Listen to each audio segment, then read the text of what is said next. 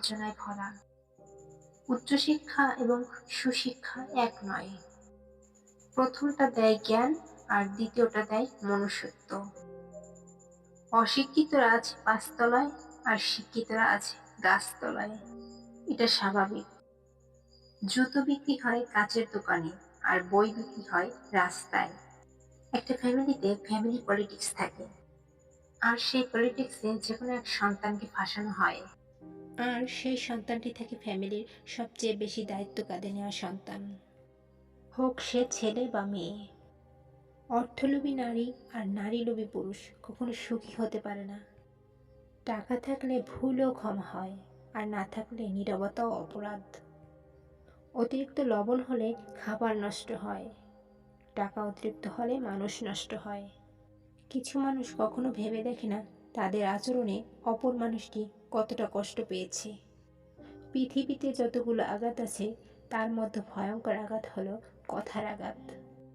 জীবন তখনই ভালো ছিল যখন গাছের পাতা দিয়ে টাকা বানিয়ে খেলা করতাম। মানুষ আপন সাজে, কিন্তু আপন হয় না।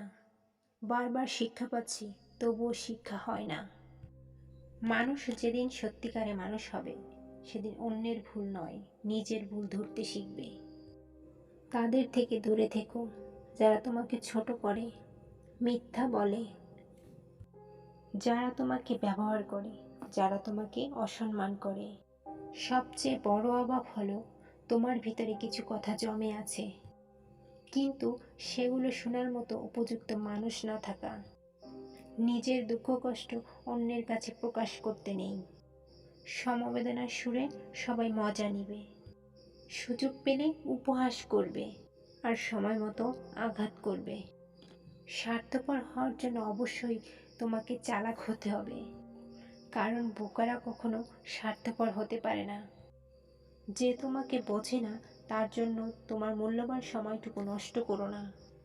মানুষ তার নিজের মনে আঘাত না পাওয়া পর্যন্ত বদলাতে পারে না। যে যত বেশি আঘাত পায় সে তত বেশি বদলায়। অতীতকে যেমন ভুলে যাওয়ার প্রয়োজন আছে, তেমনি মনে রাখারও প্রয়োজন আছে। ভুলে যেতে হয় নিজের জন্য, আর মনে রাখতে হয় কিছু মানুষের জবাব দেওয়ার জন্য।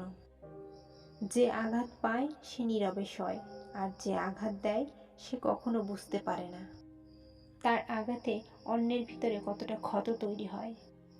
মানুষের অভিশাপ, বরদোয়া, নিঃশব্দে দুই ফোঁটা চোখের পানি, আকাশের দিকে তাকিয়ে একটা ভারী দীর্ঘশ্বাস।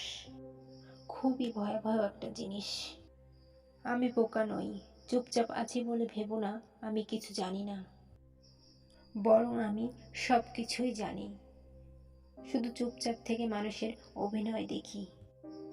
শরীরের আঘাতের ব্যথা কয়েকদিন পরে ঠিকই কেটে যায়। প্রিয় মানুষের কথার আঘাত নিঃশ্বাস ফুরানোর আগ পর্যন্ত বয়ে বেড়াতে হয়। স্বার্থ থাকলে ময়লা কাপড় থেকেও সুগন্ধি আসে, আর স্বার্থ ফুরিয়ে গেলে সুগন্ধি কাপড় থেকেও দুর্গন্ধ আসে। কাউকে খুব বেশি গুরুত্ব দিতে নেই। অতিরিক্ত গুরুত্ব দিলে মানুষ ভিতর থেকে অহংকারী হয়ে ওঠে। ততটুকুই গুরুত্ব দেওয়া উচিত যতটুকু সে ডিজার্ভ করে। যার প্রাপ্য যতটুকু তাকে ততটুকুই দেওয়া উচিত। অতিরিক্ত কোনো কিছুই ভালো না।